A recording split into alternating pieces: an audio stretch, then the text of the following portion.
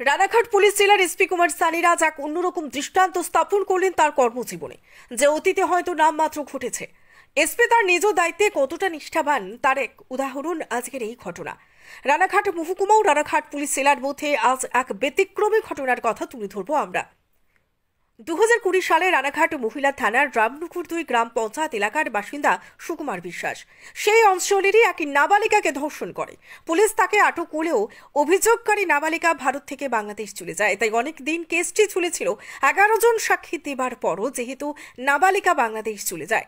Ranaghat police জেলার police super Kumar Saniraj নিজের ব্যক্তিগতভাবে যোগাযোগ করে বাংলাদেশের এক উচ্চপদস্থ পুলিশ অফিসারের সাহায্যে বাংলাদেশে থাকা নাবালিকার পরিবারের সাথে কথা বলে এই প্রথম রানাঘাট আদালতে ভিডিও কলের মাধ্যমে সাক্ষীদান নেয় রানাঘাট এডিজি কোর্ট। আজ অভিযুক্তকে দোষী সাব্যস্ত করে। এই কারণে কেসটি ব্যতিক্রমী, যা রানাঘাট আদালতেই প্রথম ভিডিও কলের মাধ্যমে সাক্ষী নেওয়া। স্যার, আমাদের রানাঘাট পুলিশ এসপি স্যার আপনার জন্য স্যার আপনারা পাঠিয়েছে, ভালো একটা কন্ডিশন করেছেন স্যার। Thank you sir. আশা করি ভবিষ্যতে এখন হবে আরো।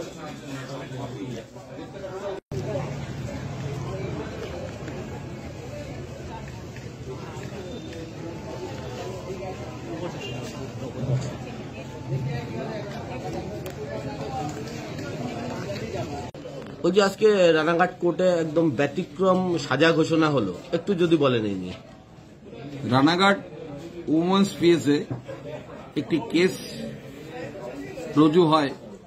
Ranaghat women's PS case number 4520 dated 20/6/20 under section 376(21) IPC and 4 of POCSO act.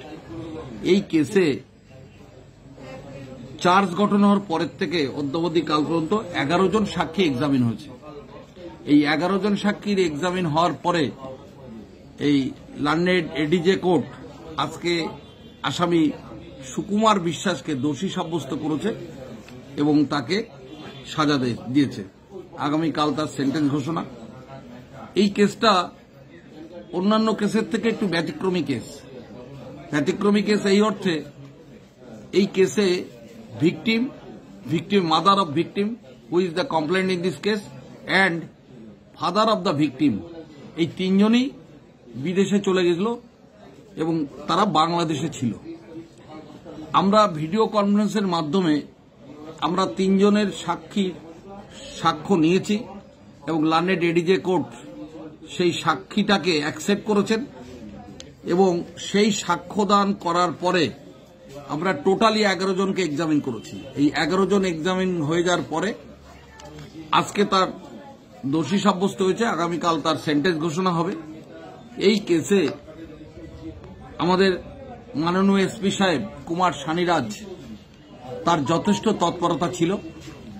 তার কারণ এই ভিডিও কনফারেন্সের মাধ্যমে কেস রানাঘাট কোর্টে, রানাঘাট সেশন কোর্টে এই প্রথম, যেখানেই লার্নেড এই অনারেবল কোর্ট অর্ডার দিয়েছেন কোন সাক্ষীকে যদি না পাওয়া যায়, কোর্টে যদি সে আসতে না পারে, তাহলে ভিডিও কনফারেন্সের মাধ্যমে তার সাক্ষ্য গ্রহণ করতে হবে।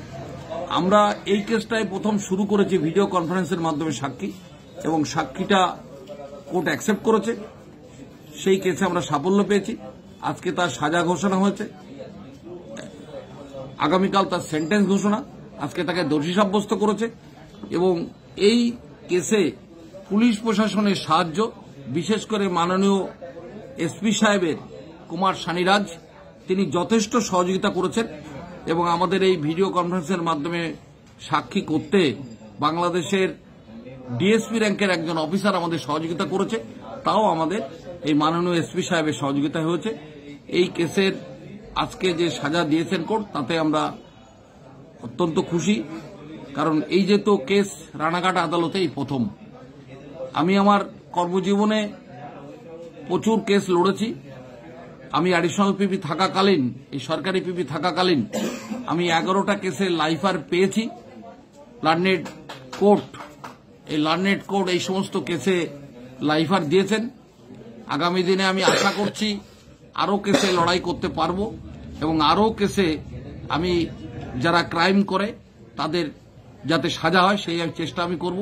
এই ব্যাপারে আমি দেখেছি আমাদের যে বর্তমান এসপি, তার সাহায্য এবং যথেষ্ট পরিমাণে আমরা পেয়ে থাকি।